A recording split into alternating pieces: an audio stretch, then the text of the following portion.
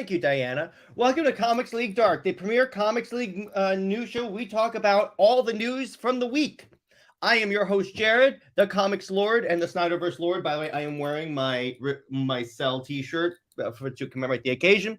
So let's bring in the gentlemen. Let's bring in our good old friend, Taladia. All the hopes and dreams of Krypton live in you now. What's up? What's I don't up? know about A you, rare Claudia. appearance. I know. I don't know about you, Tyler, but it's gotten pretty hot in here. Yes. Almost like someone's bringing the heat.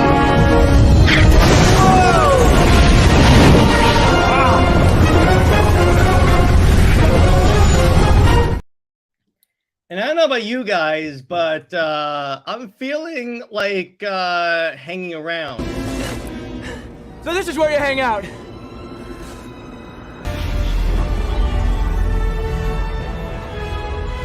So you and Starfire finally tied the knot, huh?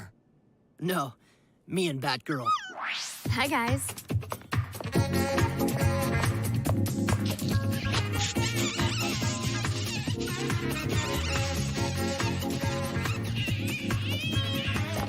Oh, I do. You The broke the ship treaty, wars Nick, continue. and you will be dealt with. It's all my fault. To quote Emperor Palpatine, their betrayal shall be dealt with. So we got a packed show for you guys today. What do you guys want to talk about first? I think Wonder we should Bat. start with something that's been anticipated for a very, very long time. Wonder Bat? Claudia, take it away. It's Oh, happening, yeah. boys. Let's wait. I have a clip that I want to use. May I, to commemorate that? I know exactly what thing you're doing, and I think I have this one clip. I'm trying to find it right now. This I have to play this because this is. Give us a Oh moment. yeah, here we go. I have it. Fly, son. It's time. We're getting a Superman game Yes. apparently. We're getting a Superman About game, time, baby. baby! Let's go. Yeah, let's go. So what do you guys think? Superman is finally getting a game again. First The night only- I'm since super pumped. Superman returns. I only have one question. Who is making it? WB Games Montreal. No questions asked. Arkham They have a style. bit of a. Montreal has a bit of a spotty record. Aren't they the same people who made Gotham Knights? Yeah, I was about to say. Gotham Yes, Knights is but- so half-assed. I but- wouldn't even count that as a diss. But Yes, here's Nick. the thing. Due to job listings, I've been doing some research, and a source of mine's actually got back to me, has actually told me that look, all the clues are there now. It's all there for the open, and While it's all adding. I'm concerned if WB Montreal is handling the game. I'm sorry, I got to be the pessimistic one here. I'm but, with like, Nick because as soon as I that's heard fair. the WB That's fair. Montreal, I'm like Gotham Knights developers. And what's up, David? Well, it won't be And- like and it won't. hello, Nix. Hello, Nix. Yeah, It go won't be ahead. like Gotham Knights at all. It'll be a different. It'll be a completely different. Dave the Impaler. We Oh, always have one I person. need some ring action. I need One to fly through rings again. And okay. You know what WB Montreal needs to release? They need to release an HD remake of Superman 64. That's what they need to do. Why did you say Uh, that? Thank you. I No, want to no. be able to Welcome. fly through rings in 4K. No, Gotta no, go fast. no, Gotta go no. fast. Sonic. No, but it will be definitely on consoles. That is going to be a thing. That is also like from what I was told, is like from due to job listings, this game has been actively in development since 2018, 2019. So probably we could possibly see it round about the same time as Superman Legacy is being released. So That'd be good marketing. I've me been ask you saying this, it for Claudia. years. Yeah, Is it open world? that I don't know. Because that's kind of key here. And what's up, Sean Franklin? By the way, I say this every time you come on. Love your avatar picture, dude. Fantastic. Oh yes. Hi, Sean. And How we you said doing? we said Superman, so it's close enough. What's up, Tevia? We're talking about the Superman game that we could be getting. I'm Yes, pretty sure we have a clip for Tevye in here somewhere. I You have know, to make the Super yeah. Sons one. Since I'll make it. Tevye's in here, I have a treat for him. What? Are we done with the Superman game topic though? Yeah, not No, too much just is got done. one About little thing. okay. Yeah, what's up? Just one little So- thing. One thing. Real quick, Nick. little thing I need to Hang on, Nick. Yeah, go ahead, Claudia. I was told as well that it's a console thing, exclusive. Not console, yeah, console exclusive is going to be having great graphics, great story characters. That's what I was told, and I was also told possibly summer could be a thing. Summer Game Fest, possibly. Nice. So that could be fun. So we'll know more about it in the coming weeks. Now, Tevia, Nick is correct. There's one other thing. So for those of you that don't know, Taladia and JJheat and I have been doing a Superman and Lois rewatch on Taladia's channel, which I may start restreaming. I have to decide if I want to do that. But the point is, we've been covering it. It's a great show. Nick has never watched it previous to this week.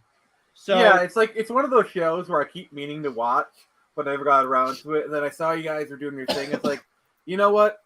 I'm gonna watch it. So I officially completed season 1 yesterday or the day before. So I got season Nick. 1 of the belt, and I'm just gonna lead off with my rating. 10 out of 10.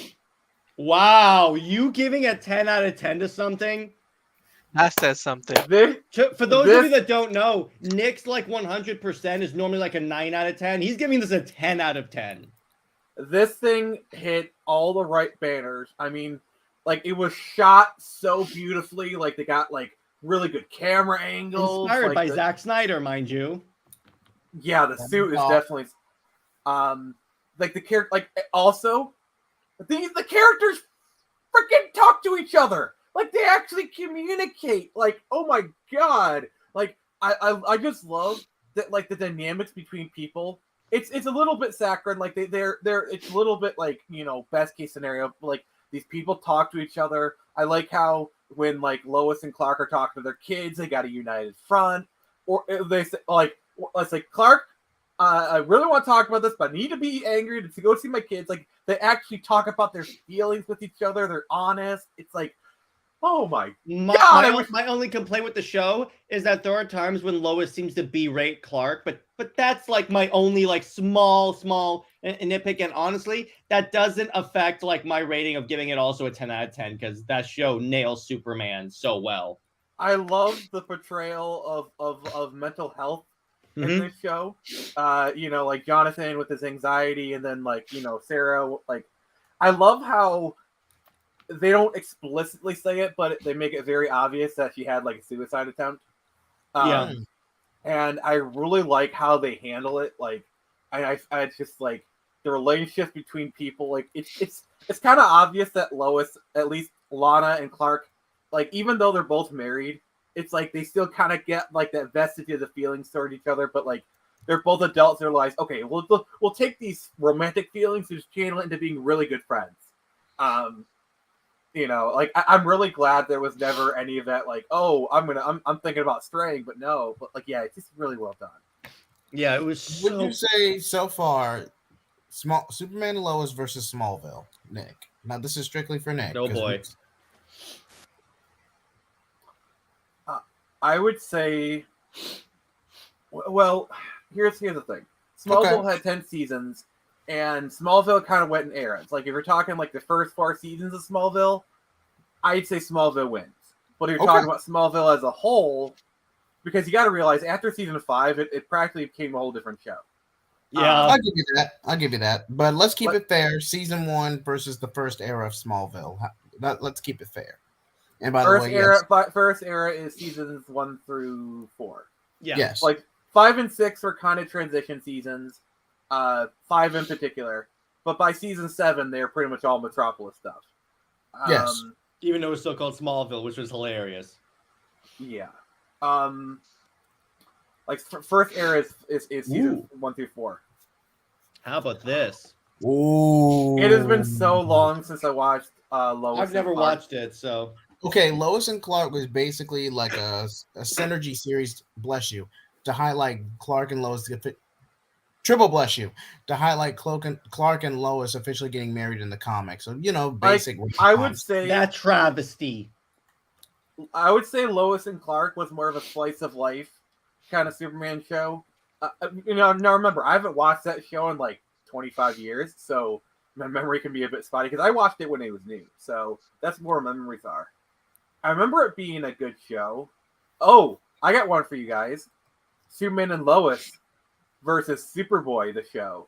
I never watched Superboy the show. And by the way, if I were at Superman and Lois's wedding, if they at the end of the wedding when they say, "Do you have any objections?" I'm like, "Yes, I object. He should be with Wonder Woman." Are you really pulling a Shrek right now? Yes, I am. Yes, he Also, is.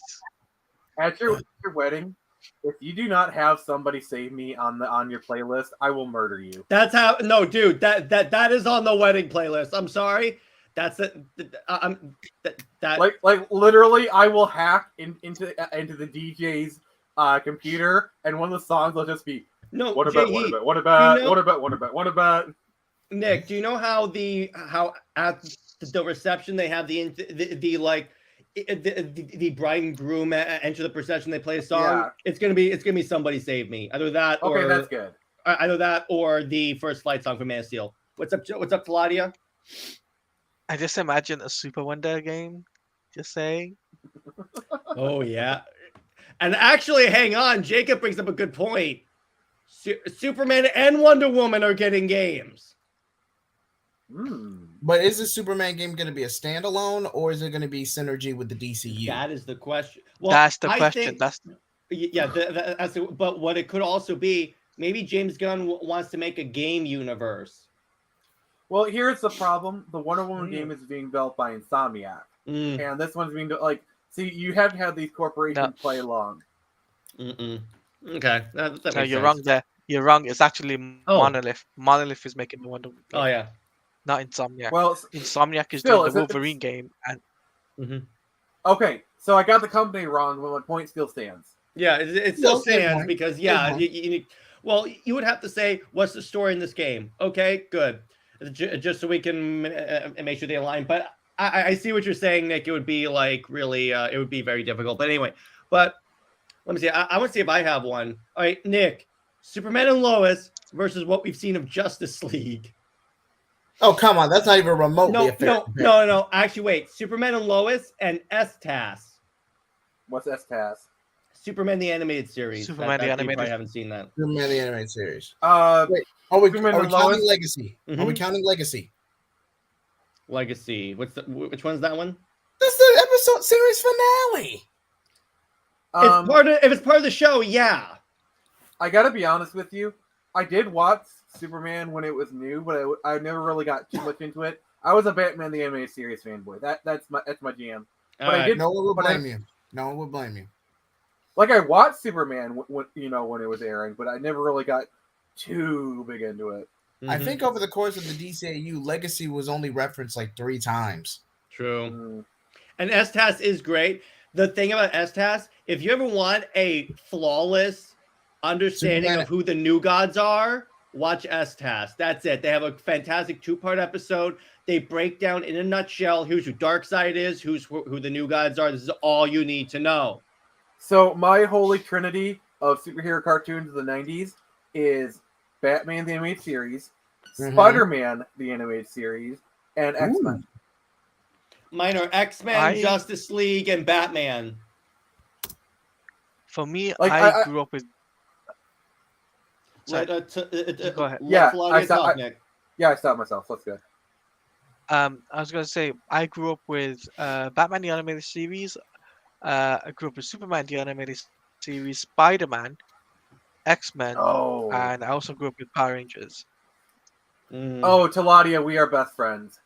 Now, I just want to be clear. When I talk about the Justice League show, I count Unlimited as part of that because it really was just an expansion of the show. So I'm still counting that as part of just Justice League. Brown And Destroyer. Destroyer brings up, in my opinion, Superman and Lois is better than the animated series. The animated series, Superman was nerfed too. I do have to say though, I really don't like it how like the modern consensus is that Spider-Man like S-Tat like Superman. let's go.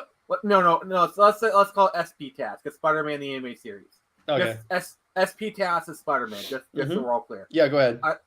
I really feel like the modern kind of thing is like is the crap on SP Task, but like I'm sorry, I have it really good. And yes, Jacob, I actually did watch X-Men Evolution. That was kind of the tail end of my Saturday morning cartoon days. That was really good, but I'm sorry, the GOAT is Batman Beyond. Yeah. I gotta give him that. I gotta give him And that. speaking of futuristic cyberpunk comic book stuff, we'll go ahead. Hang on, just let me make the banner, and you can go ahead and start, Nick. all right, let me just grab Make it quick though. Okay, so I'm gonna share my screen here, and then Nick has something real quick that he would like to promote, so just give him like a couple of minutes to wow you. all right, so we just launched my issue 3 of my comic book Tory Samurai, and do you have the link here? I'm getting it right now. Okay, so basically, it stars a man named Hiro who gets transported to a cyberpunk future of 2100, left stranded on the mean streets of New Detroit. Now he's got to fend for himself. We're now on issue 3. Just check out that cover. By Xevious. We love you, Xevious.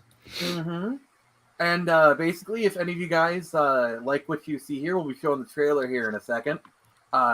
Just drop me some cash, and we'll be happy to give you a shout out on the stream. Hey Tavia, I have a question for you real quick, Tavia. Yeah, it's tons of fun, but let me ask you this: what exactly about Superman and Lois do you really like that makes it better than S-Task? I just want to know, like. And you can't mention John. You can't Kent. say Super Sons. And you can't say John Kent or Super Sons because it's not that John Kent.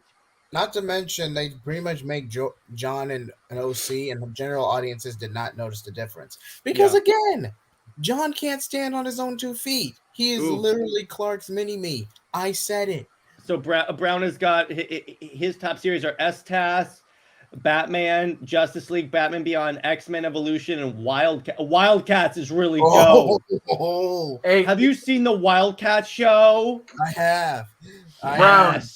Brown Destroyer. If you like Batman Beyond, you'd like this comic. Yeah. This is actually It's very much in the inspired. link. Yep. Let's play this trailer for you guys. Yeah, go ahead. Just play it real quick.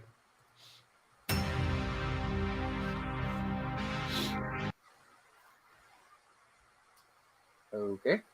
Buffering, don't worry about it. Technical difficulties, but anyway, Brown Destroyer has fantastic taste in cartoons.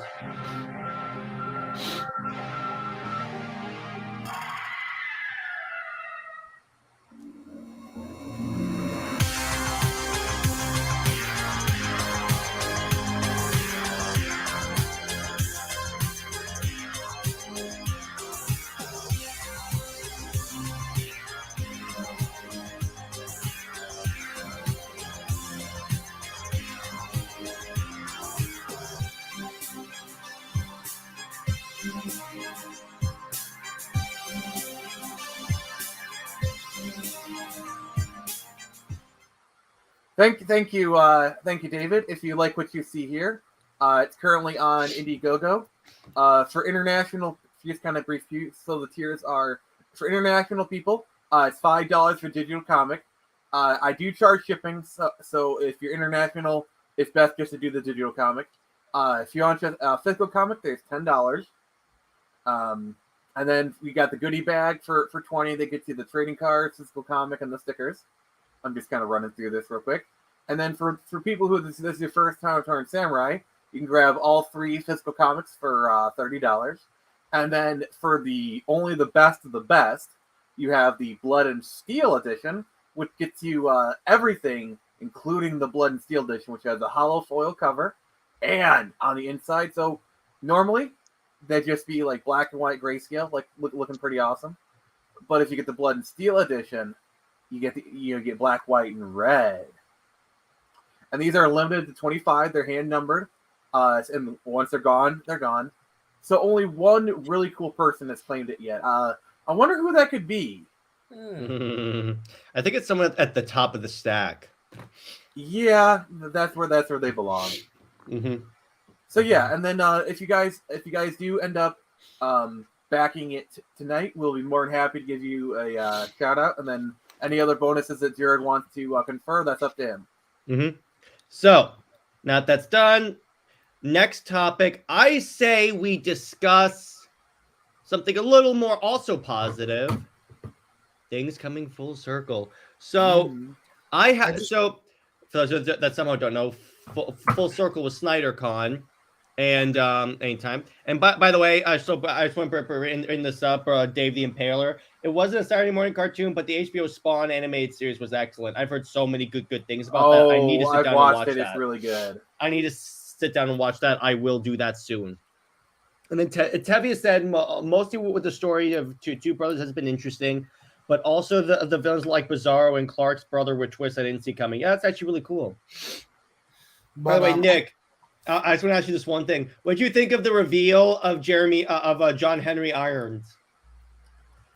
I thought that was pretty cool. Like my favorite line is like, "Oh, you're not the Man of Steel, I am." I love that. If I had known about the blood story when I was purchasing mine, I would have gotten it. Well, Nick's it's $100. You can always you could always get the Blood and Steel edition. It's like honestly, if you're gonna do the $100, Nick's don't worry about it. I'll eat the shipping cost for you since you're a friend. Like it's Canada, I could probably manage it. Now, there's a very special clip that I made recently, and this is important. I've been hyping it up for Nick and everyone else. So, after watching Full Circle, this is live footage of the Snyderverse fan base walking into David Zaslav's. What is Taladia doing? I think Taladia. Okay, so anyway, just in case it's a Zack Snyder clip, I'm walking away. No, it's not that. It's not that. I promise you. It's not that. I promise you. What this is, and please turn your camera back on Taladia. I think you're gonna like this. It has nothing to do with what Zack Snyder said. Okay, so this is live footage of the Snyderverse fan base walking into David Zaslav's office and saying, "Derek, it's just a I don't want to hear your excuses. The center has to be at least 3 times bigger than this." He's absolutely right. Those of you that have seen Zoolander, you know what that is. Have you guys noticed John Henry Iron Steel is the Master Chief Armor? Yes, I noticed that. Look I did that because I was saying. And then also during that live stream, Zack Snyder finally put the nail in the Wonder Bat debate when he said when you actually do the math on it, it doesn't work. I thought you noticed that. No comment.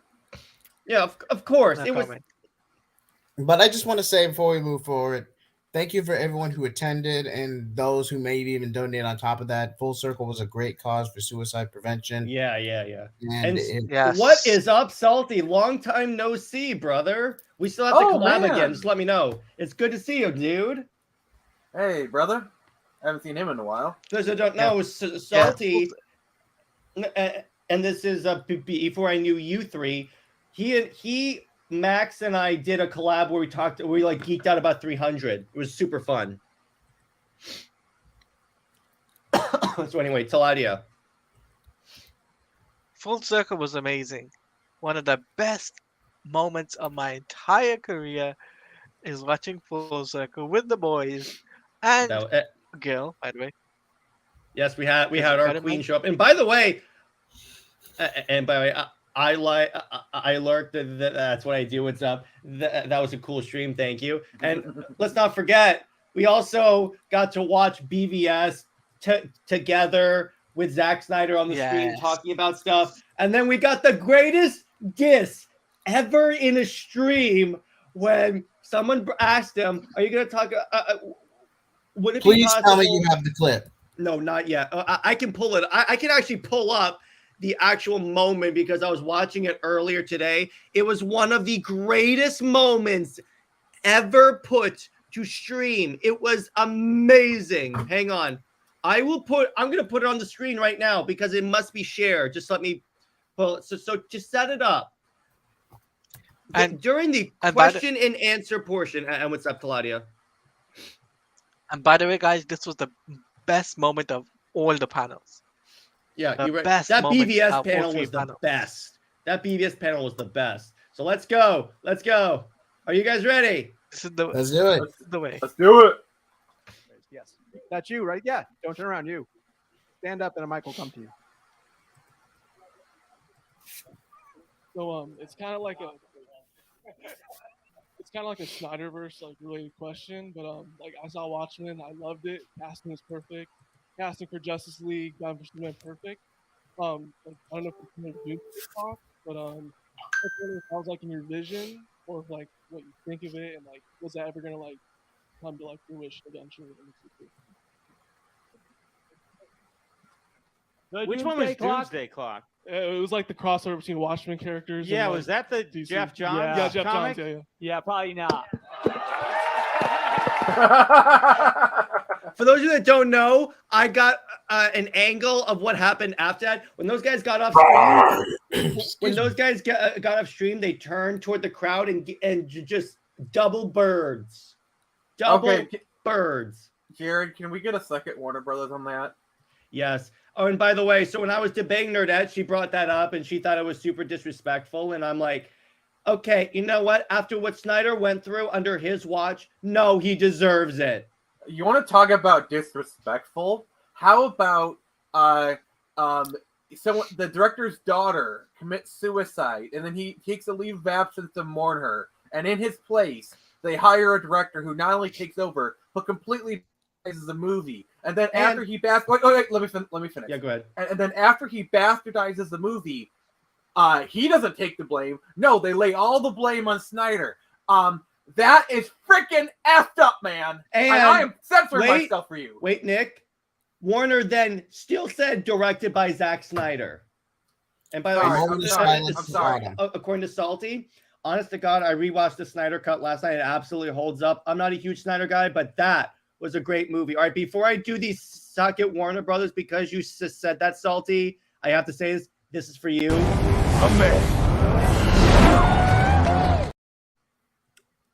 I challenge people, watch the Snyder Cut and tell me Zack Snyder does not understand the DC characters. And by the way... Yeah, second Warner Brothers.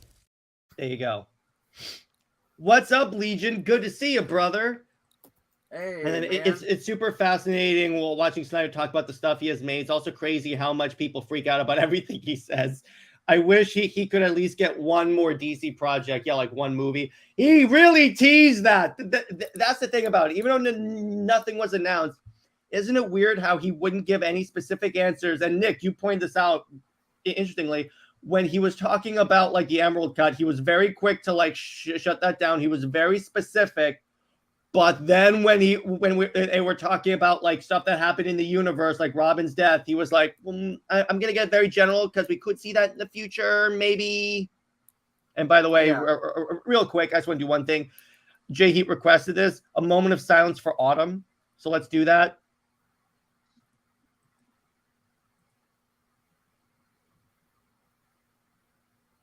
Okay. So just wanted to do that because that's what this movement's all about. And yeah, Nix, this was super low of him. And this is why when I went on Nerdette's stream to debate the Snyderverse, I said, can you blame the fans for being upset after what they put this poor guy through? They they blamed him for the Whedon cut and said, well, people just don't want his vision. That's not his vision, you idiot. Studio intervention at its finest. Is gonna poop in the DC Universe bed, even get on the walls. And speaking of turds, we'll talk about that later. No, we're gonna talk about that later. But oh man, I was getting. I'm way more excited to see Rebel Moon over anything DC. It's just way more than just DC. Yes, I know, and yes, I'm excited for Rebel Moon too, particularly since we're getting a D&D version of his universe. That's what the game is, and we are so gonna play that on stream, by the way. But also, I just want to say this. if anyone's got a podcast that has an opening here, I would love to come on your show and talk about Turn Samurai. That was random, but okay.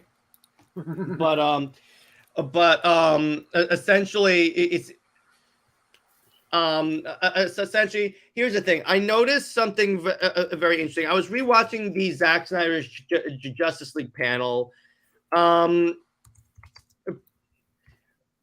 essentially what I thought of, and the question that really stuck with me was when that person asked, "What's it like knowing you're a part of something that's so special?" And honestly, what stuck with me, and I tweet about this. If you ever want to know in a nutshell what the Snyderverse fandom is, just look at Ray Fisher when he says, "I'm not broken and I'm not alone." Just look at that. That is the Snyderverse. That is the real Snyderverse fandom right there. Yeah. Do you want to talk about what Brown Destroyer posted? Hang on. Okay. Okay. So let's Brown Destroyer.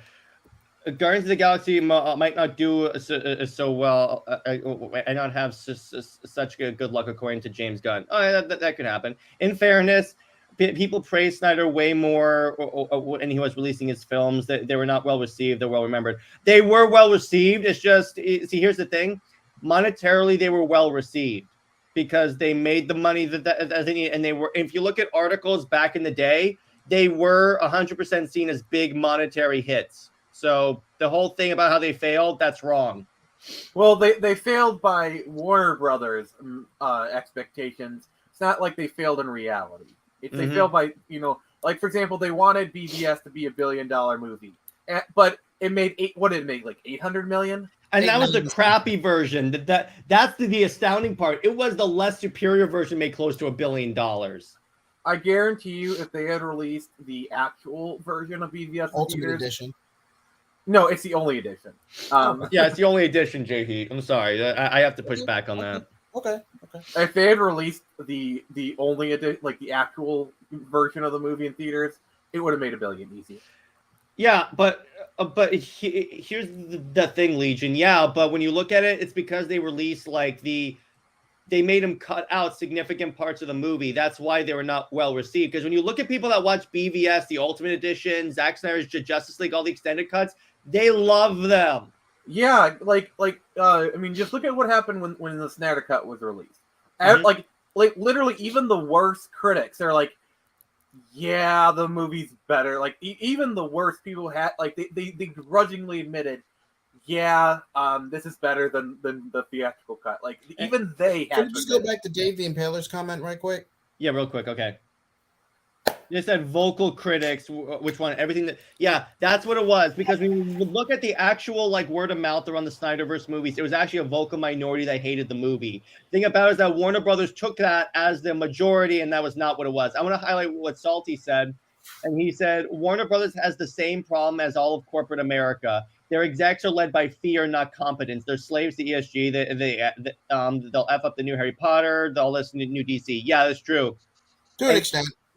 I agree with their studio interference, but unfortunately, the general audience at these movies on having watched the Ultimate Cut, yeah, they have. As a matter of fact, they have. People see, here's my retort to that.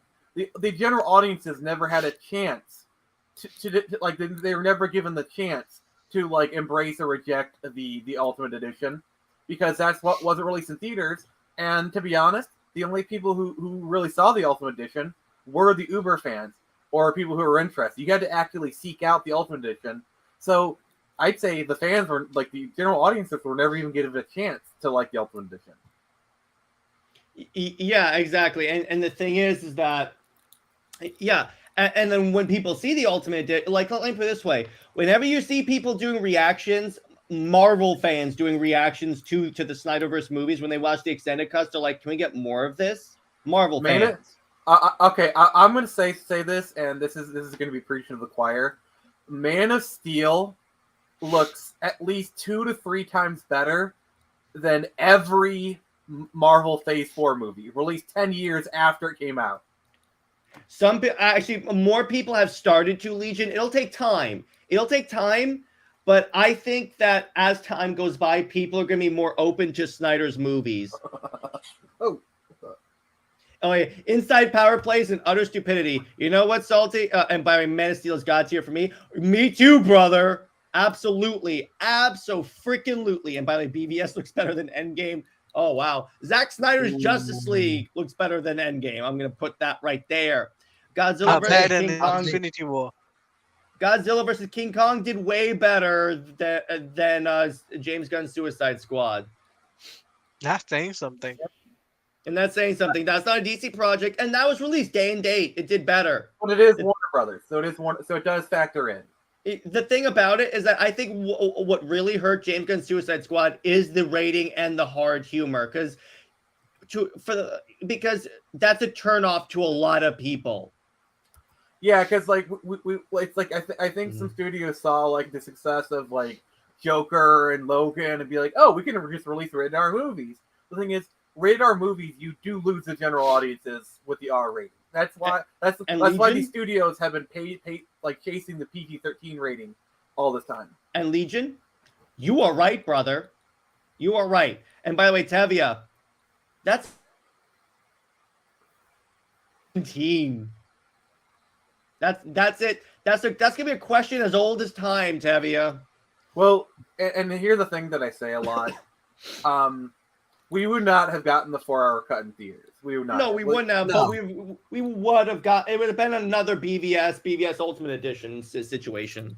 I would say best case scenario, it would have been a half-hour or 3-hour cut of the movie. So you're at least shaving an hour, hour and a half off that runtime. And most of that was slow-mo, so.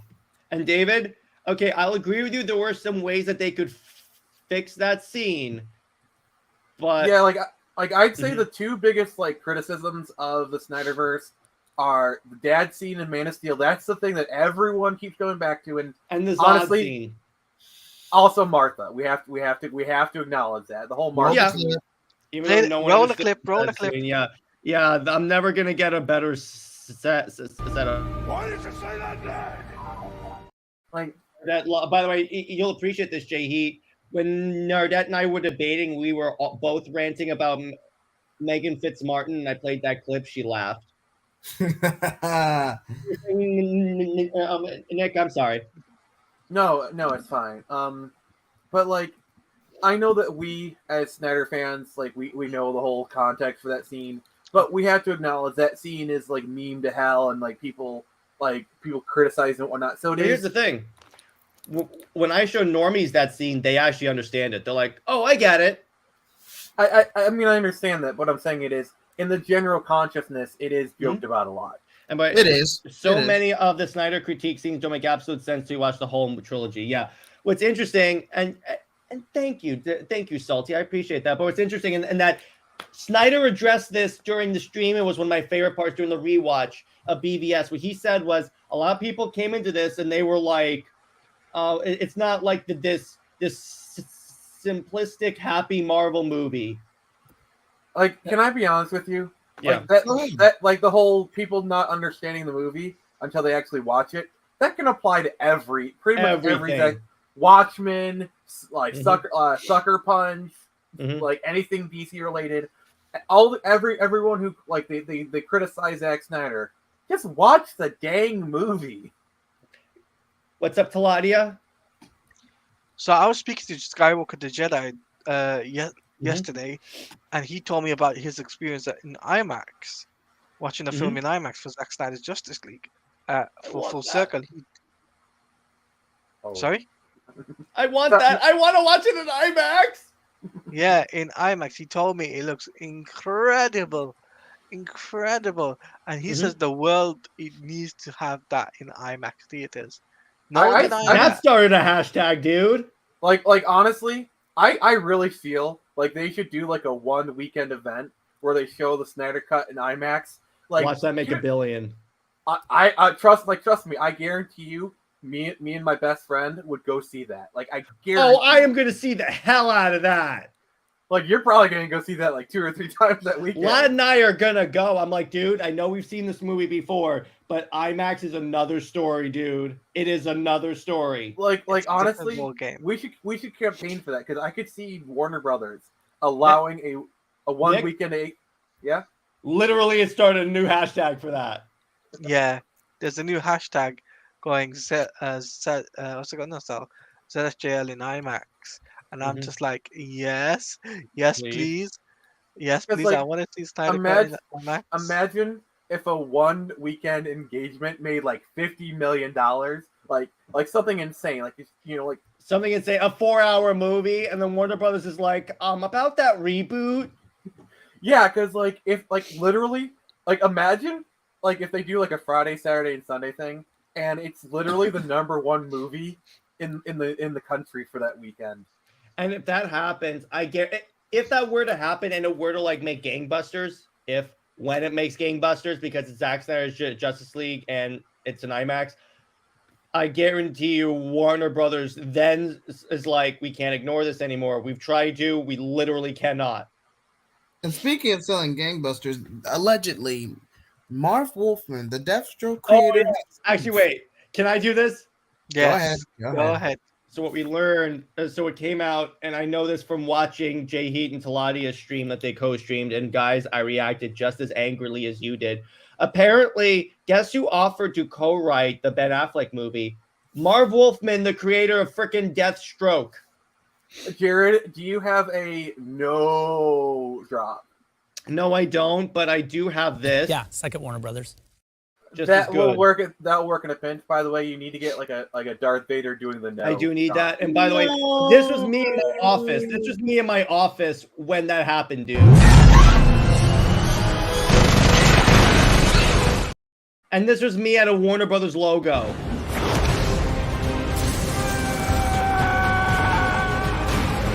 You think you can threaten my mother?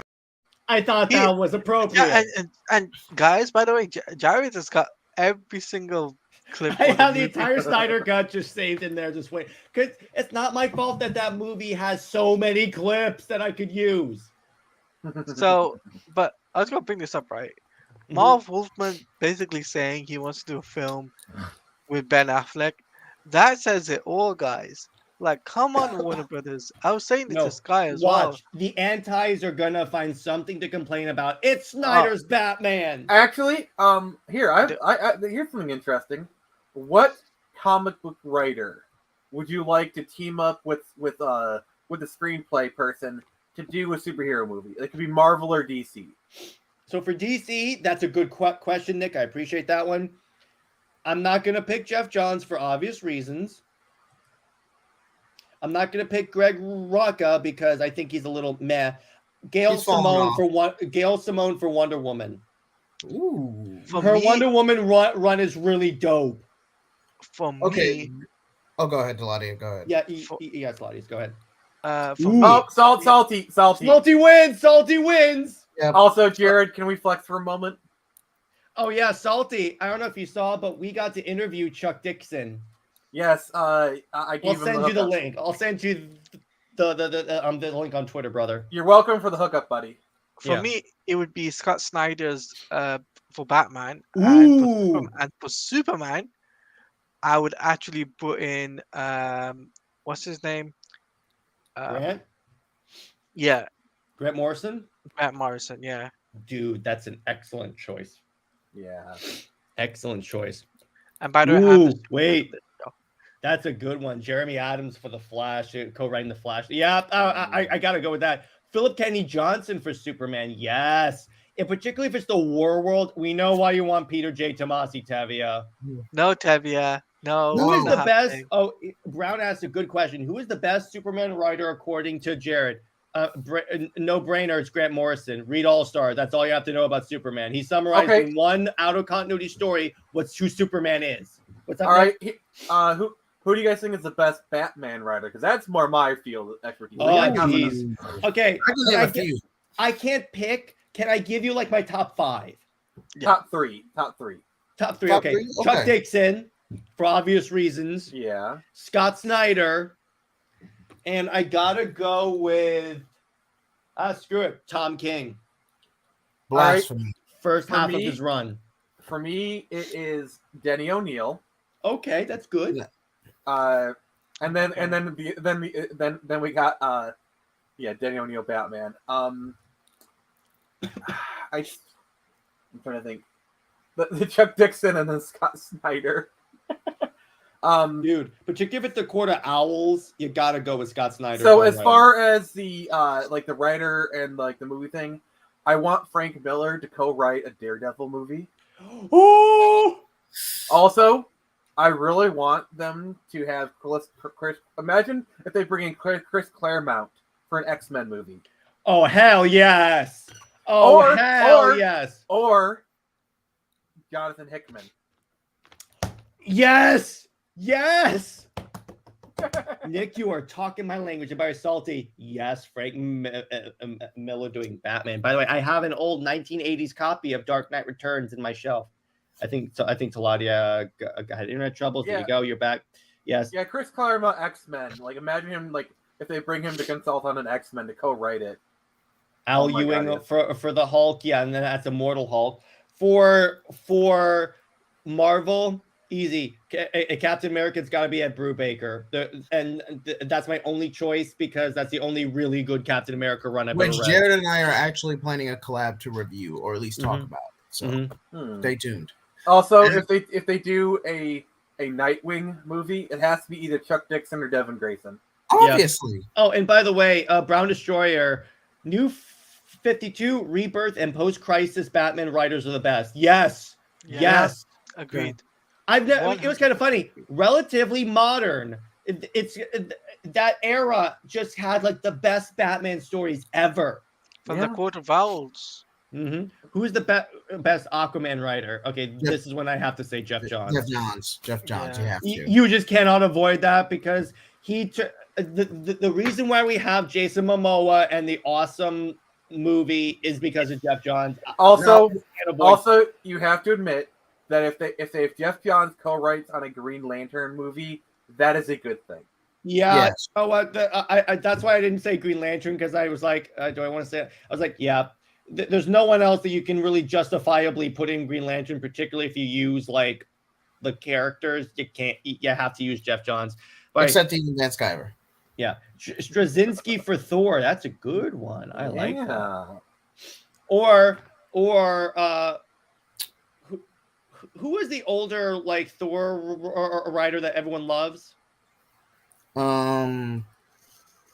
Damn, I forget. Oh, and by the way, I know someone who should have written the She-Hulk show, John Byrne. He's kind of getting up there in years, though. Yeah. No, but I'm just saying, because with this discussion, age is not an issue.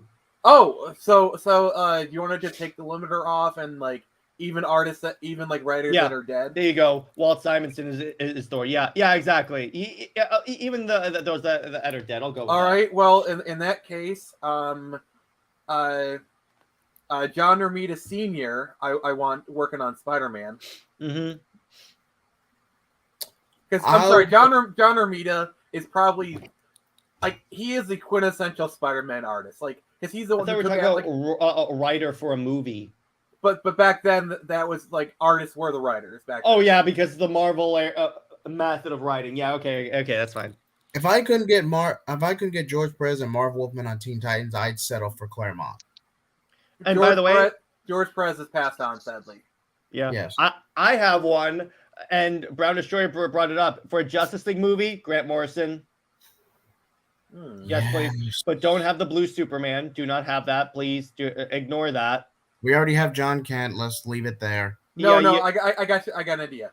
A live action Batman Arkham Asylum, written by Grant Morrison and directed by David Fincher. Oh yes. I mean, come on. If that does not cause you to be like, oh, like, I'm sorry, that is like David Fincher visuals with Grant Morrison's weirdness of writing. Plus, Grant Morrison, I think, wrote Arkham Asylum anyway. Like, oh my god.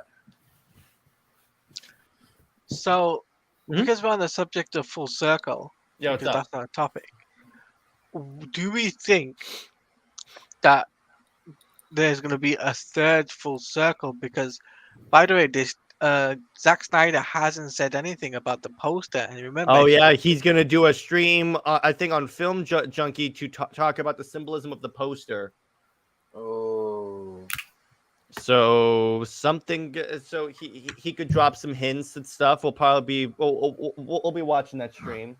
Yeah, because like the way I see it, guys, is like it, it means something. It can't mean nothing, Mm-hmm. right? And the fact that with everything that happened at Full Circle, like the event was a hit, was a smash hit. Like it got, it picked up numbers. People were talking about it over Twitter, and it definitely put. I'm gonna say it put James Gunn in his place. Do we have actual stream numbers for like the panels and whatnot? Oh, it made over 7K, I think it was, live stream wise. Oh, that's not bad. Not bad. Not bad. For a small. Jared, can you highlight Sean Franklin's comment? You got to admit, I think Grant Gustin could do a good Peter Parker. Actually, now that I think about it, that's actually really good. And by the way, David, it made Twitter go nuts. Do you believe the Snyderverse will go to Netflix? I'm wearing the shirt, aren't I? Who said that? Tevia. Oh, of course, Tevia would. I do. Who is the best Flash writer? Jeremy Adams. Yeah, there you go. There's no debate on that.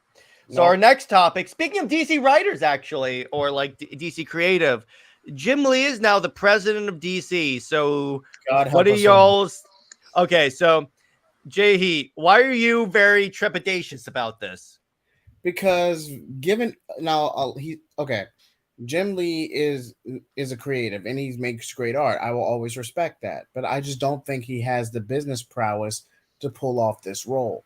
At least under Dan, for better or for worse, with Dan DiDio, they balanced each other out. For better or for worse, I just met Dan DiDio, by the way. Oh, oh yeah. But sorry, go on, JJheat. Like no, go ahead. It's all right, man. I just feel like given all the tension and everything from the 5G debacle, I feel like Jim Lee's just making the best out of a bad situation, but I could be wrong. Time will tell. Time will tell.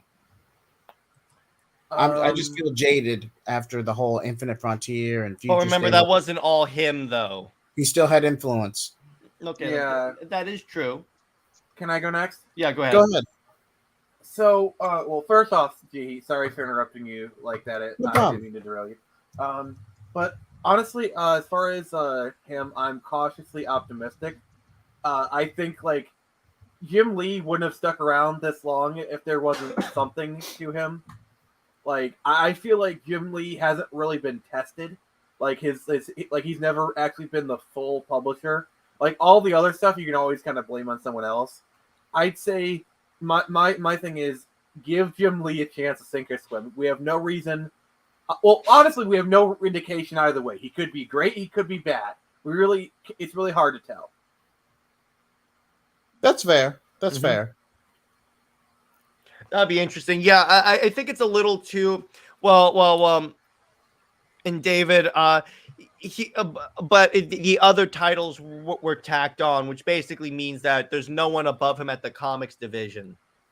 Imagine being such a good artist. They literally just give you the keys to the company to make sure you don't work for anyone else. Like, only Jim Lee could do that. Now, what this means is, here's an interesting thing that I just thought of. You know who's a big ally of the Snyderverse community? Who? Go on. Jim Lee. He did the shirt. He did the shirt.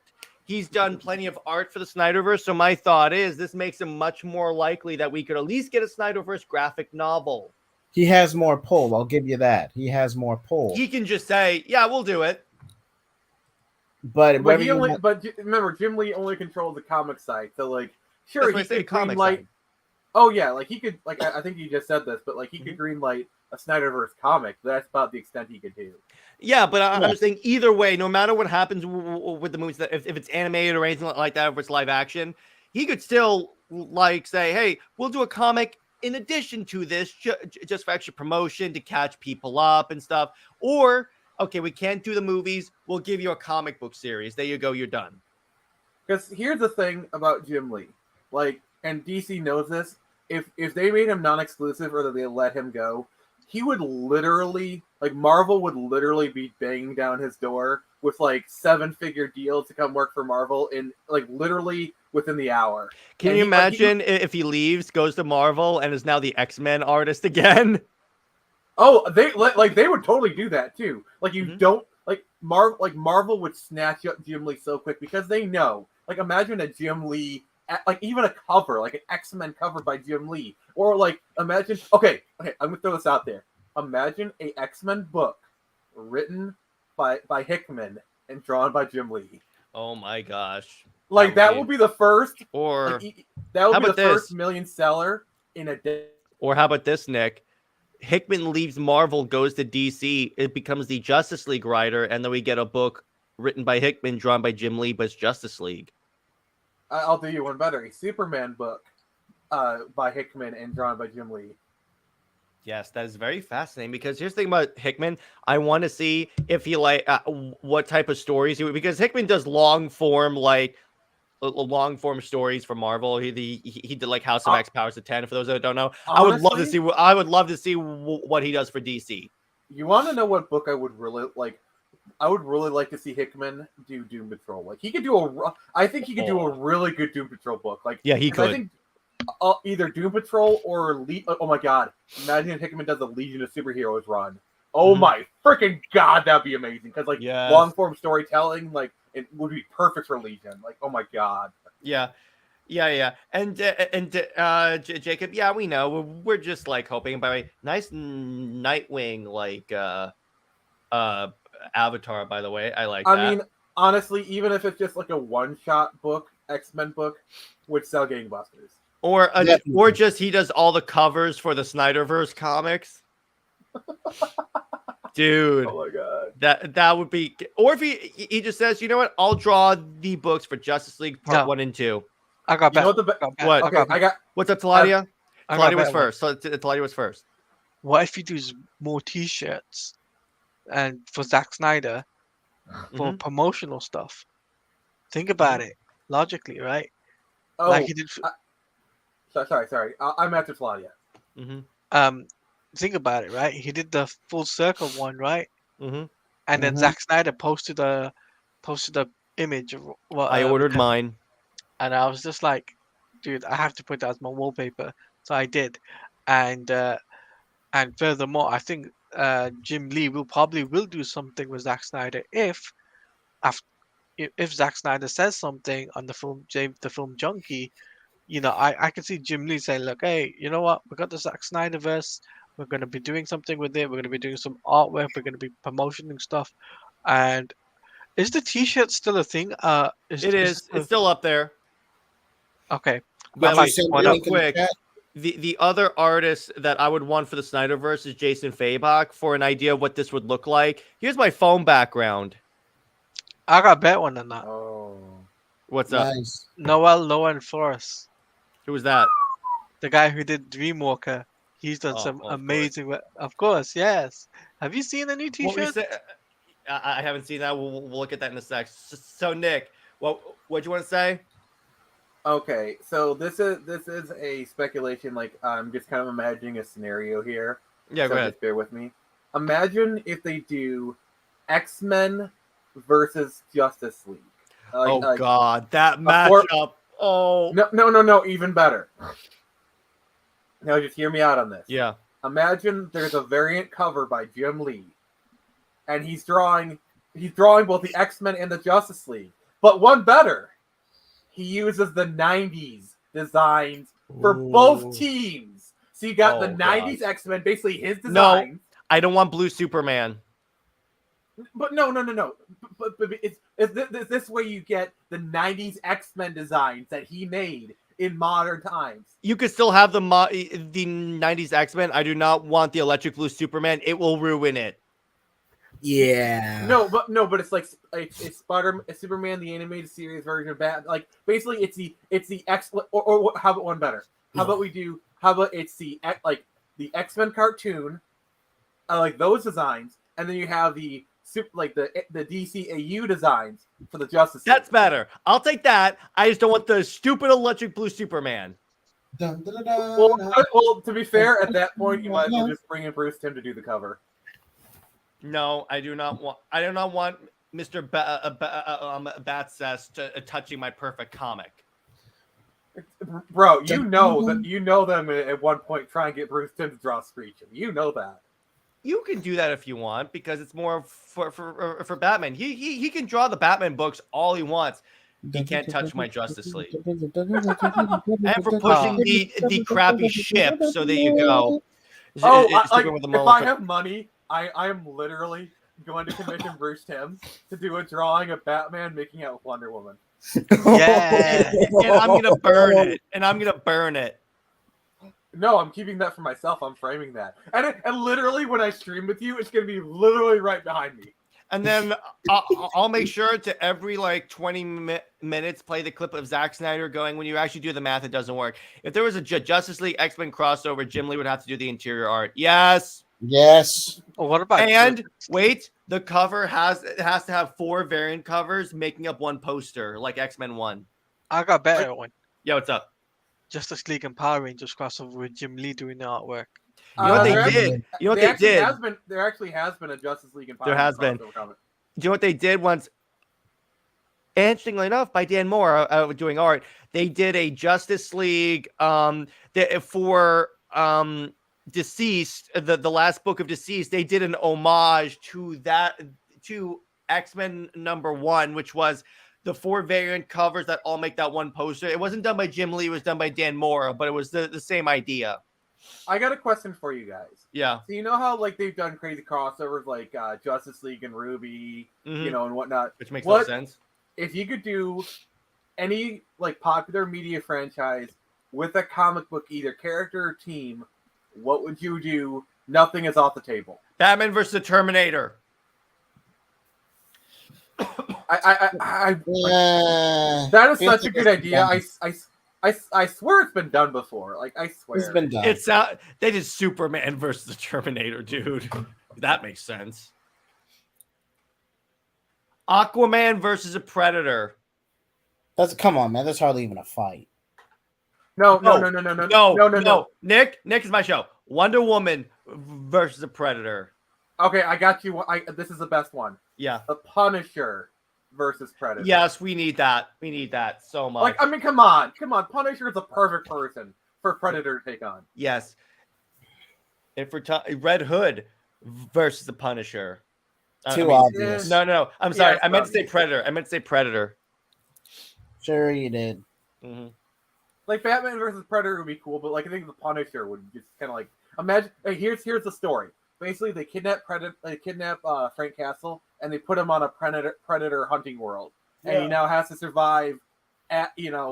Basically it's whatever he has on him. So maybe Frank Castle has some guns on him or something. But he has to use his ingenuity.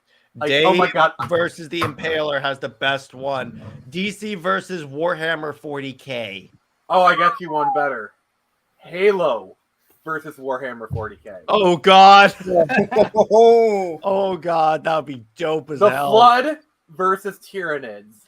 Oh boy, who could screw up the universe the most? Actually, here's my favorite movie battle: the Flood, Tyranids, and Reapers. Mass Effect. Oh yeah, of course. That's not the same though. Reapers have the giant ships. Oh, Brown. Cyborg versus the Halo universe. Everything is technology. Actually, no. Put Cyborg in the Terminator future. Yes, dude. They try and turn him into a Terminator. Yeah, I'm not broken. Yeah. Let's see what else. So that's another good one. Cyborg versus the Matrix, according to Dave the Impaler. Yes. And when he's in the Matrix, it's human cyborg. Yeah. So essentially, it would be like in the Snyder Cut during Cyborg's human monologue moments. What's up, Nick? Okay. And then moving on. Batman is transported to the Boys universe. Oh God, he's gonna kill everyone. I'm sorry, Batman versus the Seven is gonna go just as well as Batman versus the Justice League. So just Batman. Yeah, just Batman. That's all you need. Moving on, our next topic: the writer's strike. Ooh. Now here's boy. why we're talking about this, because this is going to impact a few things. And Tevye want to cover this. Tevye, I'm sorry I covered this late. You're going to bed, but this one's for you. But all right, hey, Super Bro Corey, what's up? What's up? Good to see you all. Talia shot your message via Twitter. Sorry for the delay. So so the reason I want to talk about this, because this is going to impact. This isn't going to impact necessarily Superman, because he already submitted the first draft of the script at least. I think what's going to be, and by the way, Dave the Impaler, yes. Yeah. Why has this never happened? I have no idea, because DC hates money. But I love how I'm assuming it's just DC's fault. But at this point, can you blame me? But wait, I want to do one more since you said Metroid. Metroid, Samus versus Lobo team up. Or how about this? And they've done this. Halo and Metroid. Remember Haloid? Rest in peace, Montium. Yeah. All right. So, I mean, what do you think? Do you think that? Well, here's the thing. Before this, we saw that David Zaslav actually sided with the strikers. So, Did you expect him to do any different? Yeah. What do you guys think about this? I'm going to start with JJheat on this one.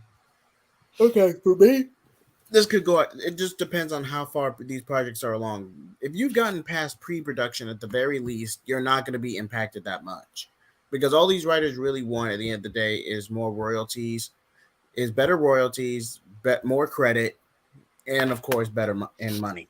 Mm-hmm. But if you're in the pre-production stages or still negotiating, you're going to have a hard time, and they're either going to do the cheap thing and write off ChatGPT or scrap it altogether. I'm sorry, that's just the logistics of it. To quote David Hernandez, our good friend, says, "I'm pretty sure we won't feel the effects till next year." Yeah, probably. I think that the projects I think are safe are Waller, Creature Commandos, and Superman. The rest of them are in danger. Yes, because I don't even think Batman Brave and the Bold has even started filming yet. Allegedly. No, it hasn't even started. I don't think any production on Batman Brave and the Bold has been done, except for we want to do a Brave and the Bold movie. What's up, Nick? Also, you know what 2 scripts have been in the can for years? What? Justice League 2 and 3. I know, right? So they have this all written, and Zack Snyder wants to work with Warner Brothers. So yep, literally no reason. It's like So hello, Zach. This is David Zaslav, and I haven't even told you what the thing is. Yes, it's Snyder Cut. How did you know? Oh, okay. I'll talk to Netflix people and work it out. That's how the conversation would go. Yeah, there you go. I'll do you one better.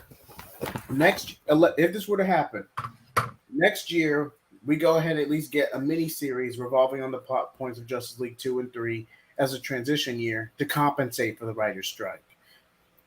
And I have long said that they should have used the Snyderverse as a delaying tactic so they could plan out the universe and iron out all the wrinkles, because that way you get DC content coming out on the regular, stuff that it may not be universally popular, but it's still popular enough to release, and that way you still keep up the competition with Marvel, and it's a show of good faith to the fans.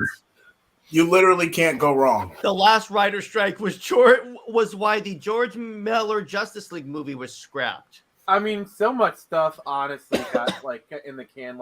A lot of really good TV came out that year. So much stuff never got the chances to shine. For example, they did a Bionic Woman remake in 2007, and it only lasted 8 episodes. It wasn't the best, but it was getting better.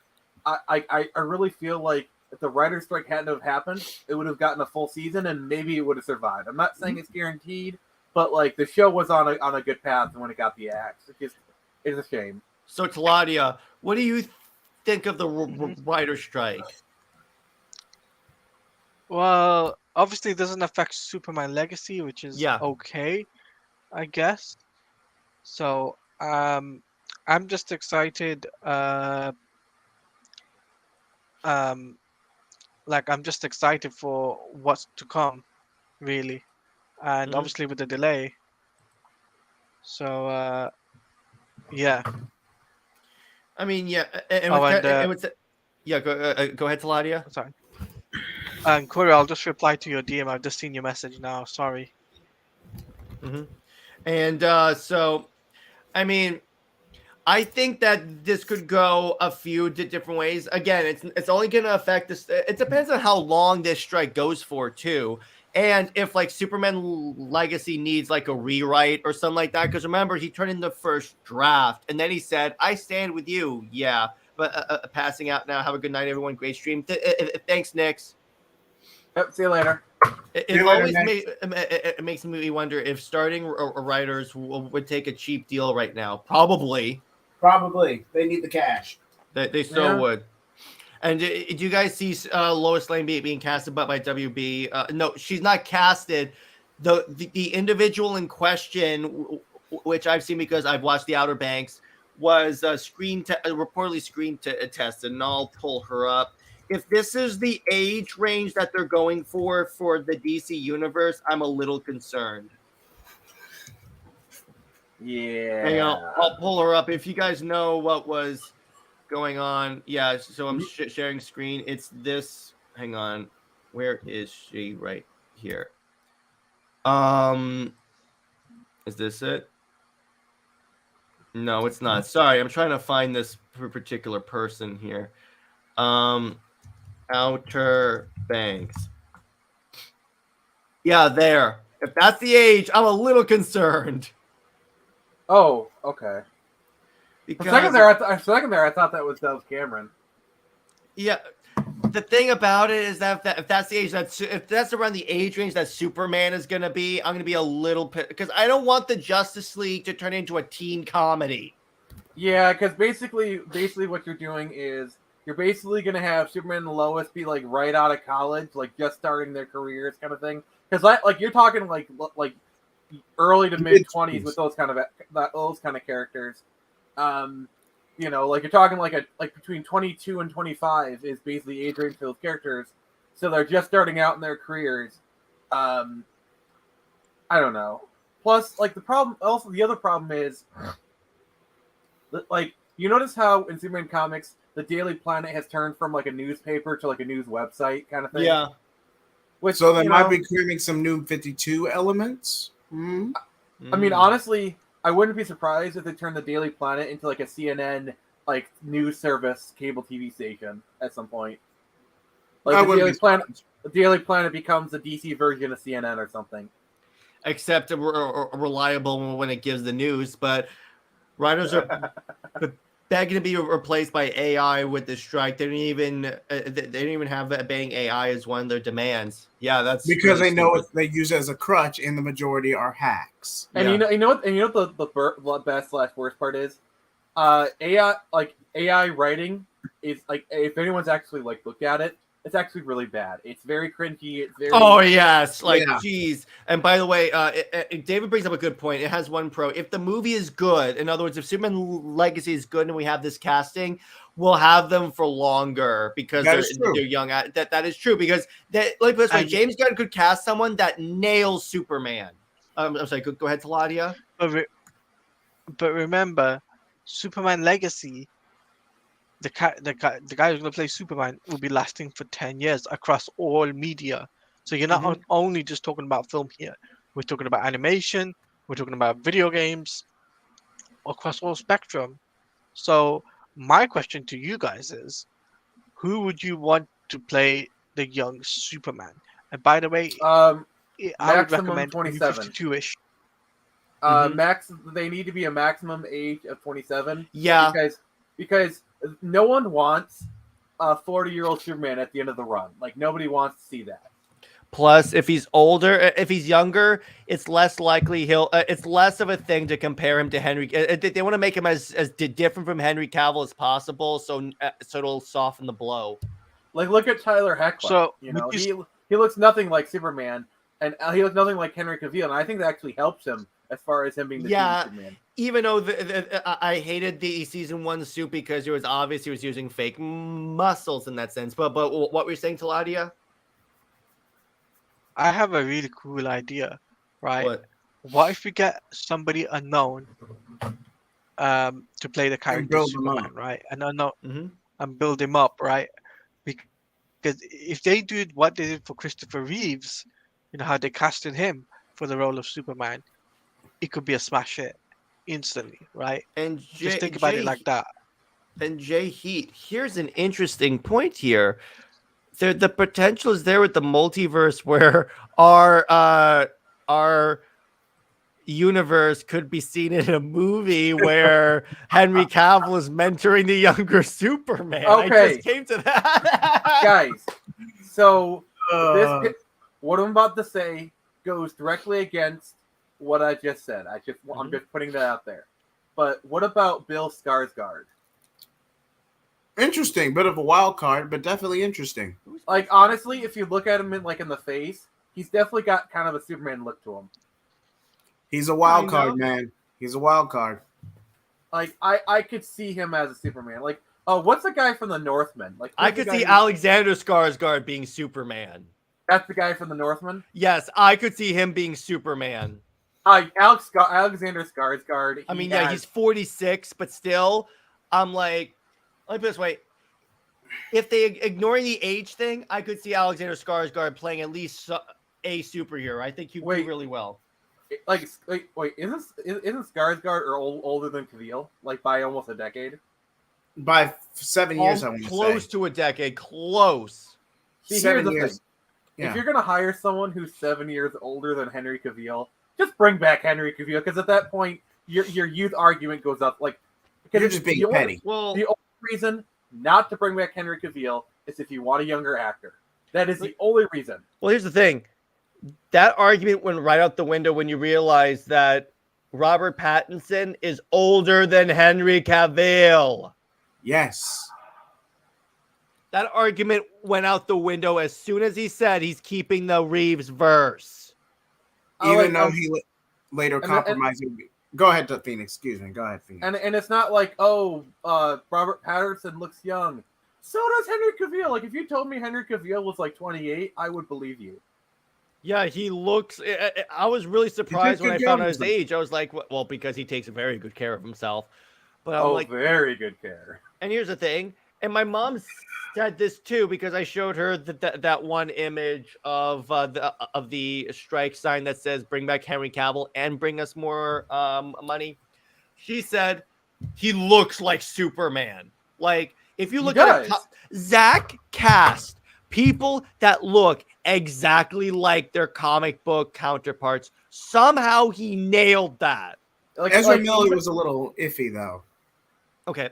Short of Ezra and obviously Jason, but Jason was an improvement and they actually changed the comics. But when you look at Batman, Wonder Woman, and Superman, he completely nailed it. Caveat about the Batman. Mm-hmm. Ben Affleck is perfect for that version of Batman. Like, obviously they're doing Dark Knight Returns version, and for that version of Batman, Ben Affleck is perfect. I just want to remember, I mean, the way comics are, I mean, he fits the comics Batman now because the comics Batman now is older and more experienced, a little jaded. So to a certain degree, yeah, because remember the Batman at the time was the new 52 and it was a younger Batman. So yeah, Nick, I 100% agree with you on that. What's up, Taladia? My question, I got a question for you guys. New 52 Superman, Batman, Wonder Woman, or a pre-crisis Superman? Sorry, no, post-crisis Superman. Oh, I'm about to say. Suit design. Can I mix and match? In other words, can I take like new 52 Superman, post-crisis Batman, post-crisis Wonder Woman? If that means I get the death of Superman black suit with no cape, yes. By the way, actually, in some aspect, yes. What I'm gonna say is new 52 Superman, post-crisis Wonder Woman, new 52 Batman. Post-crisis Batman was amazing. Yeah, but I like the more armored look of the Batman in the new 52. Batman and Superman, particularly Batman and Superman, new 52. Please get your figures out, please. Please, right you see that? Show them. See that? I just like, but I'll turn off my light real quick so there's no glare. But if you look at that, I'll start with Batman. and I'll actually full screen my thing so you could really see this really well. If you look at this, okay, so you got like the standard gray.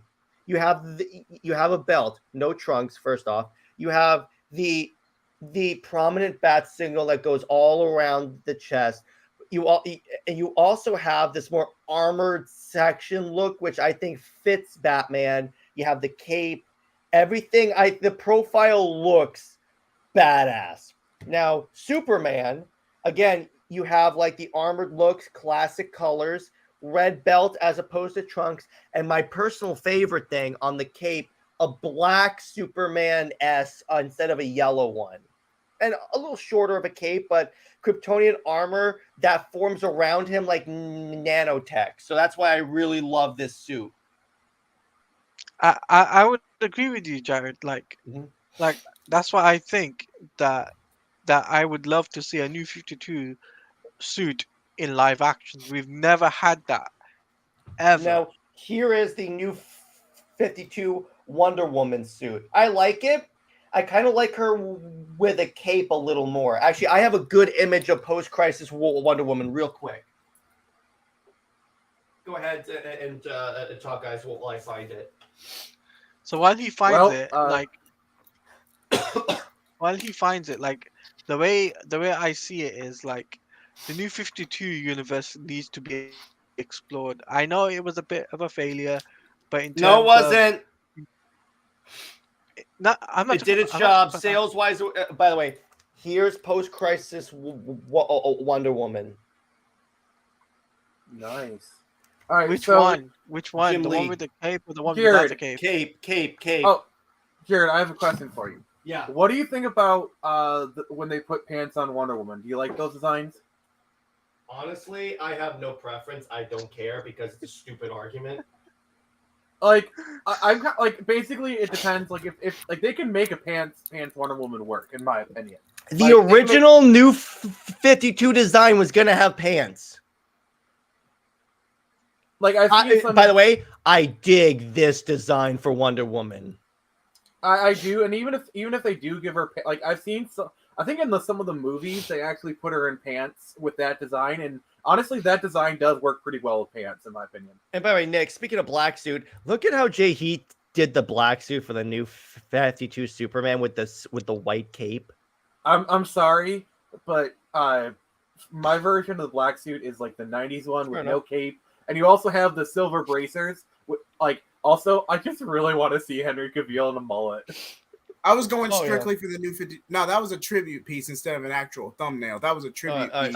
Well, here's the thing. That the reason why it's the new 52 suit is because that was specific to the content we were making. What's up, Taladia? So I was going to say this, right? Because we're coming up to our 30-minute mark, right?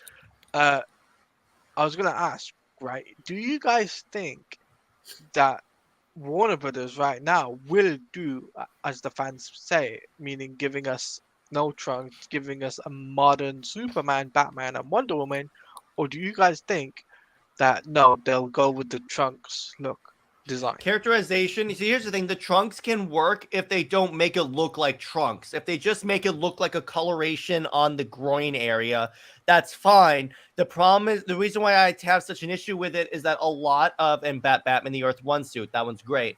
The issue is with the way certain comic book writers have, artists have drawn it, is it looks like actual like outside underwear, and that's stupid. If they make it like a coloration, then it's fine. And so our last topic of the night, Nick and I have a fun game planned for us.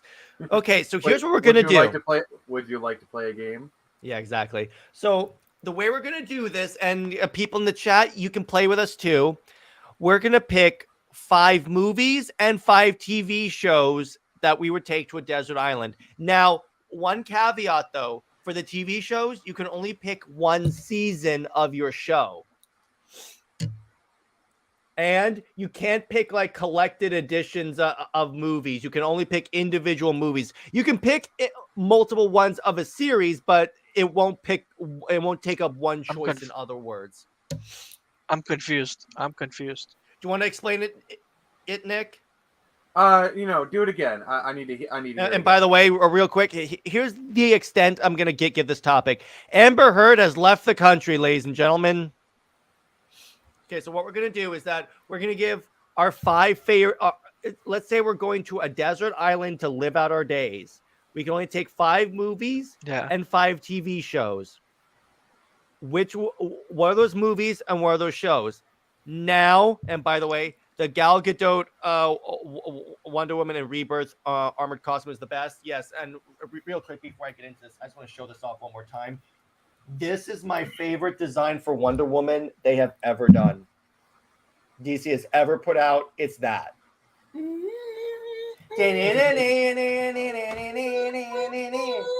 So, okay, so the way it works is that you can't, I can't pick the Snyderverse trilogy as one. It has to be like, I can do BVS, Man of Steel, or ZSJL, but it's going to be three options. And for our shows, we can only pick seasons. Ooh. So I'll go first. ZSJL, Batman Begins, Return of the King, the extended edition, obviously. Dear God. And I'm picking all the long movies because it'll be a shorter existence. But I'll probably go with The Matrix, the first Matrix. So that's 4. And then my 5th movie is probably going to be, for an animated movie, Batman Under the Red Hood. Now, in terms of TV series, Superman and Lois season 1, Mandalorian season 2, Star Wars: The Clone Wars season 7, the one with the Siege of Mandalore, Bad Batch season 1, and honestly, Titans season 2 with Deathstroke. And Not bad. Next, I'm going to go with who has their less prepared. All right, so we're doing a top 3 or 5? 5. Let's do 5. Taladia had his hand up first, so Taladia, you may go next. Okay, so my films, obviously I'm going for Man of Steel, Yeah, Superman the movie, BVS, Zack Snyder's Justice League, and the 5th and final one I would have to say, just because it's cheesy, is Mighty Morphin Power Rangers the movie, 1995. That's an all right. classic, Then which seasons are you getting? No, he's doing the movie of Power Rangers. No, but if you had to choose 5 seasons of a TV show, like basically individual TV shows like Smallville season 1, NCIS season 3, yeah, like those DVD box sets. No, we know that. We know that. So for TV shows, I would choose. Okay, so for TV shows, I would choose Mighty Morphin Power Rangers. And by the way, Dave the Impaler has the most fantastic comment right there. I'm not dignifying that with a response. That's the best one. And no, it can be anything. It doesn't have to be comic book related. No. Okay, so for TV I have shows, enough crap in my reading. Thank you. Oh, God damn it. I meant to mute myself. Taladia's talking, but go ahead. Go ahead, Taladia. Sorry. So for my TV shows, will be Mighty Morphin Power Rangers season 1. Okay. Power Rangers Wild Force season 10. Superman the animated series. What season? That would there's be like season... there's 4. Yeah, there's 4 seasons. Like there's 4 seasons in the original run. Yeah, I think 4 seasons. I think season 3. Okay. Season 3, I would say. Okay. Justice League Unlimited. I should have mentioned Justice League Unlimited. Which what season? Again, there's 2 seasons of that. Season 1. Yeah, season 1 for sure. That's a good one. Wait, wasn't the Catman's arc in season 2? Mm-hmm. Okay. And the final is that 4, right? Mm-hmm. Mm-hmm. Is that 4? That's 4, right? 4. Yeah. 4. Yeah. Okay, and the 5th and final one I would have to say is Knight Rider. Which one? Which season again? I would say season 3. Okay. Can I go next? Wait.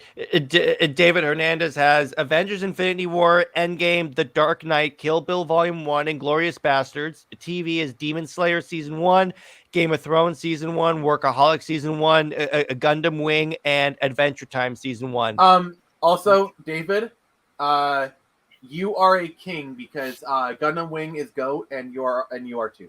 So Nick, you may go next. All right, so I'm going to start with Desert Island Films first. So let's see here. We got Tron Legacy, number 1. Scott Pilgrim versus the World. I'm going to have to go to my DVD shelf here.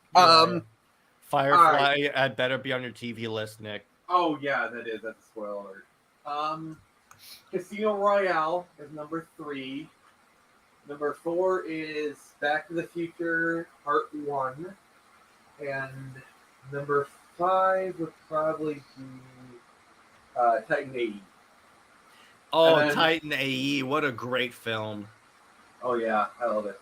So for series, we have Stranger Things, Volume 1, Firefly. Let's see here.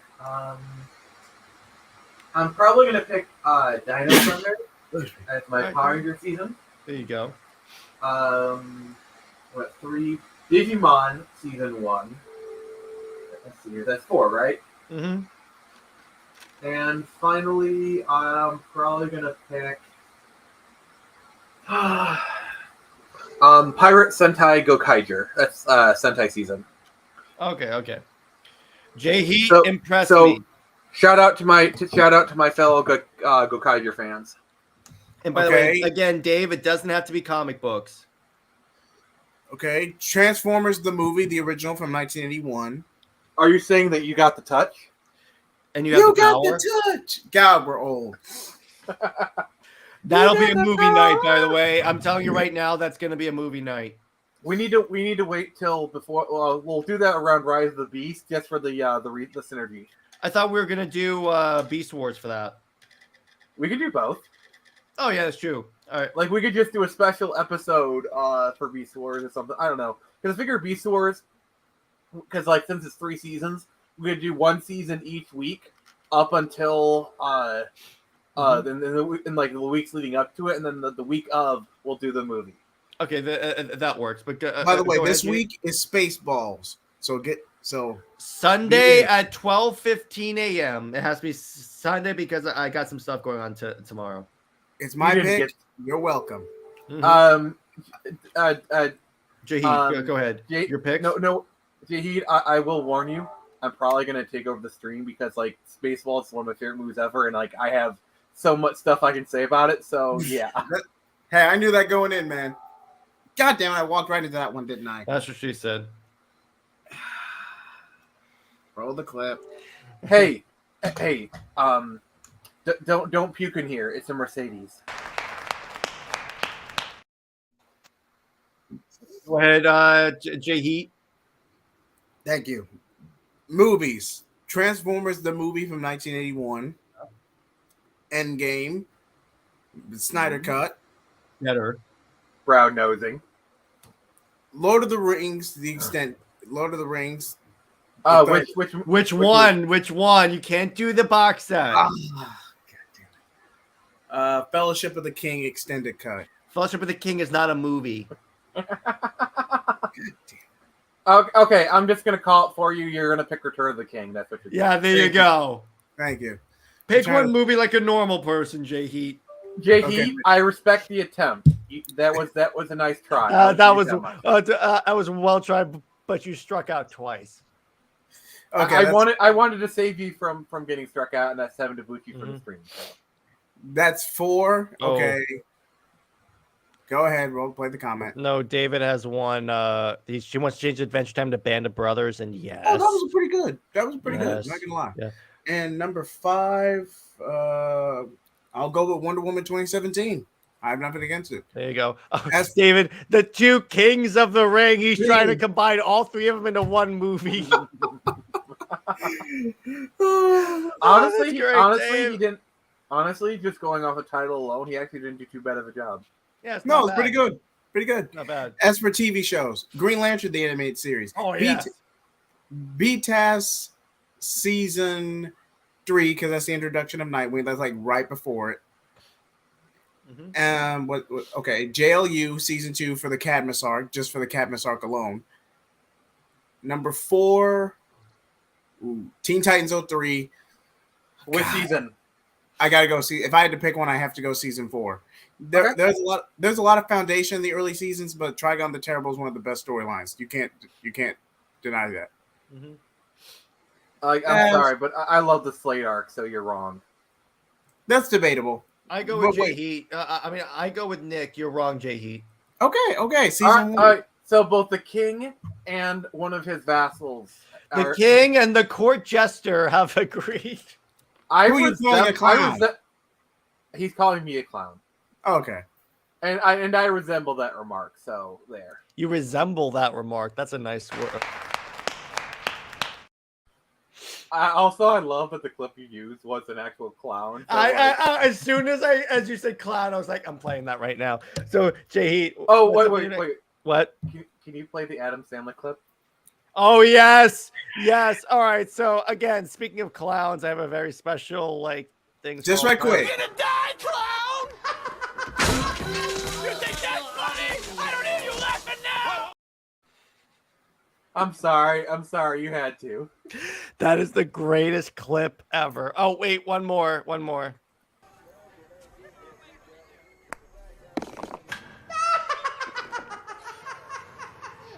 Hate that clown. If only you could just go home to its home. Yeah, I'll play one more. And then JHeat can give his other point. Why didn't you just go home? That's your home! Are you too good for your home? Answer me! You were like, oh, God darn it. And S-TAS, purely for season 2, purely for legacy. There you go. Okay. So, those are our lists.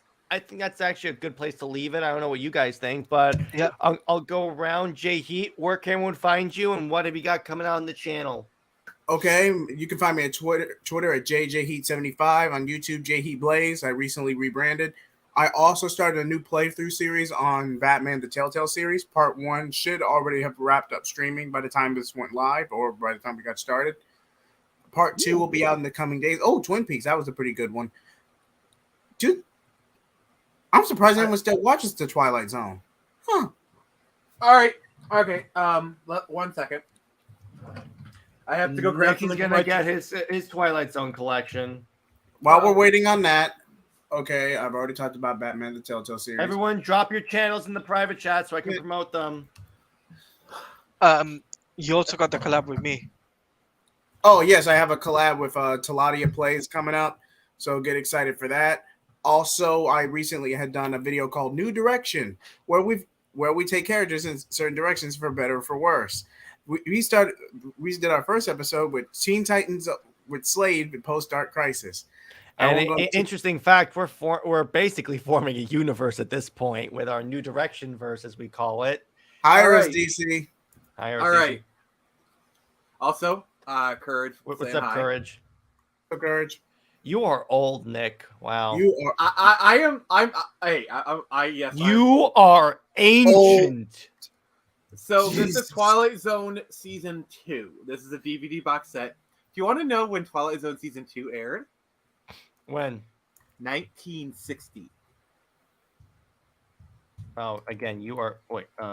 These are extremely old. I mean, the DVDs themselves aren't, but this season is literally, I think, it's 60 years old. 60 years old. Yeah. Almost wow. 70. Well, no, 1960. 2020. 60 plus 60 is 12. So yeah, these are 60-year-old episodes. Wow. And then just to give you an idea. So this season came out the year my dad was born. Wow. Also, Jay, this is probably the best season of Twilight Zone, so I just gotta say. Yeah, okay, we're done. We're done with that, but go on. So what's up, Taladia? Wait, I didn't get to finish. Oh, yeah. Oh, okay, go ahead. Yes, I am playing. Okay, I've talked about that. and DC solicitation. God, full circle took a lot from me, but full July solicitations DC 2023 will finally be out this weekend. I will have that out this weekend, finally. So, Taladia, Nice. take it away.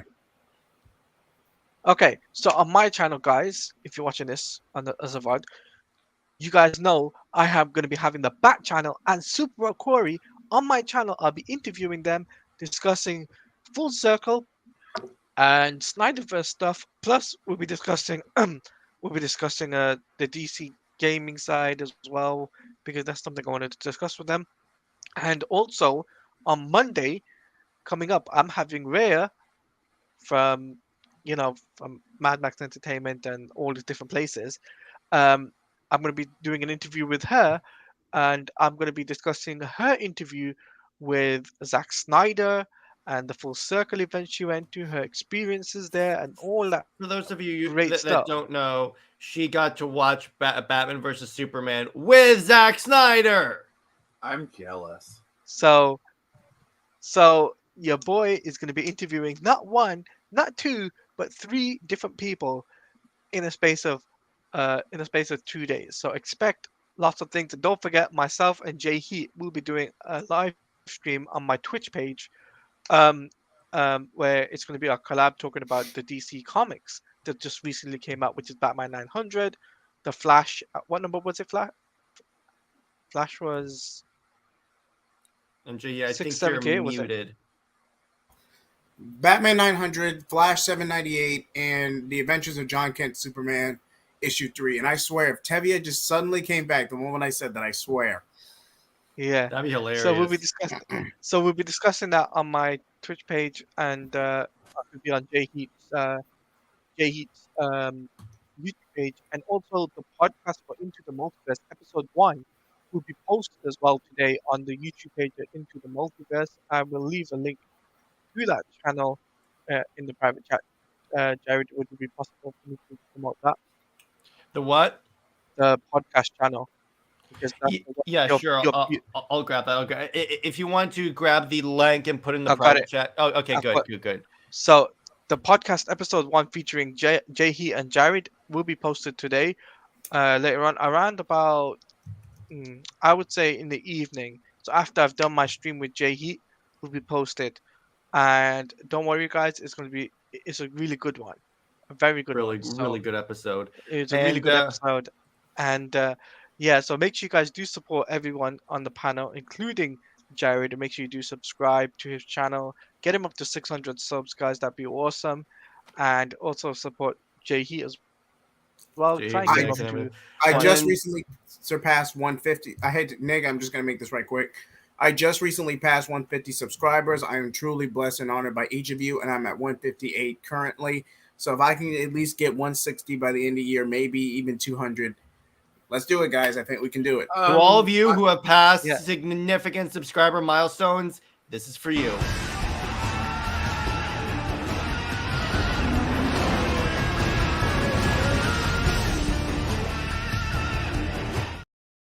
Yeah, I wasn't gonna say mine because like JJheat said his, I didn't want to like upstage him or anything. So that's fair. That's fair. So and also, guys, just make sure you do check out Nick's stuff. I'm gonna let Nick promote his thing now. Just before I do my thing, finish off my little thing, is that I also will be doing a live stream for the podcast episode 2 next weekend, guys, where we'll be discussing all of this stuff, including the Superman video game stuff. So we'll be discussing that on the episode 2. So stay tuned. Yeah, I'm done. Jared, I'm done. Real quick, before I go to Nick, there's just one thing. I came across this photo and thought I would share it to brighten up your mornings or nights. Here's a nice photo of Gal Gadot. Nice. She's so lovely. She looks like Wonder Woman. Like, it's astounding. Why am I dreading someone's going to make a Wonder Board comment in the next few seconds? Wait. Speaking of Cyborg, here's the thing. Look at the CGI effects on Cyborg and look at what the MCU has been crapping out recently. Also, Jared, can you just show your wallpaper real quick? My wall. Oh, yeah. Yeah. Like, people need to see that wonderful piece of art. Yes, I you're love right. it. And if you notice, there's like a zombie I head love it. here. There's an owl. There's Darkseid over there. There's the samurai sword from Sucker Punch, the Watchmen thing, the 300 helmet, and then there's Superman in the black suit with the Justice League. Yes. This is what Google image search provides. Ask and the Lord shall you receive. So real quick, Nick, again, advertise. All right. So for those of you still here, we are trying to get to 25% as soon as possible. We're at 17%. Really good first day, I'd say, like $200 first day. I mean, that is honestly objectively good. So yep, let's try. Well, right now my goal is to get to 25%. That's the initial goal right here. I'd like to be at least 50% done by the first week. I think we can do that. So if you can, grab the comic, and I would really appreciate it. Also, Courage really wants to get into the hamper, so that's why I've been trying to. And what else have you been is coming on your channel, Nick? All right, so I've been doing the live stream, the Friday Night Frenzy. You guys have really been seeming to like that one. Got the next episode of the Slipper Spring Brothers coming out on Wednesday, and on Jared's channel we'll be doing the Justice League, and here in the next few weeks I'll be restarting the Avatar rewatch. So we'll be doing season 2, book 2, Earth. I am really excited for that one because I feel like the show really gets good in the second season. Like introduces some really good characters. I'm just gonna tell you, Jared, you are going to fall in love with Toph, and you're gonna really love Azula. Sweet, I can't wait. As the You are not prepared for what you're about to experience, my friend. Yeah. As the Plays the Comics League, obviously, as Nick said, we have the Justice League rewatch.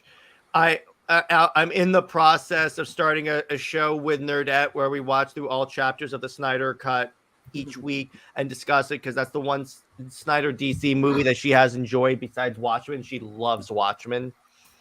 And I'm going to be talking about, I have a fantastic indie comics interview coming out next week for Indie Wednesday. And for those that don't know, I did a fantastic live indie comic special with Jason Sandberg talking about his comic Jupiter. It looks amazing. Check it on the channel. And Dave, no truer words have been said. Yes. It's almost like you could also say Ben Affleck is Batman. Henry Cavill is Superman. Ray Fisher is Cyborg. I'm sorry, but I'm a Keaton head till I die. Or until he. You want to get nuts? Come on, let's get nuts. Apparently, he dies in the Flash, so we'll see what happens with that. Spoiler for a movie that's been in development hell for 10 years. Excuse me while I go riot. He's an old Batman. At least my guy can fight when he's older. I need to go burn down Warner Brothers headquarters now, so excuse me. Oh, by the way, Nick, my Batman fought a god and beat Superman and fought Darkseid. And fought my Doomsday. My Batman is played by Michael Keaton. I win. No, you don't.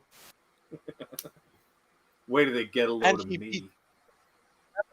He beat Doomsday. Yeah, he beat Doomsday, and my Batman was directed by Zack Snyder. My Batman got to kiss Michelle Pfeiffer in her prime. That is a win.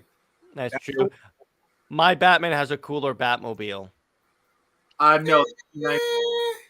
I'm sorry. You can't. The '89 Batmobile is cool. I'm right. Stay heroic, and I will see you in the next one.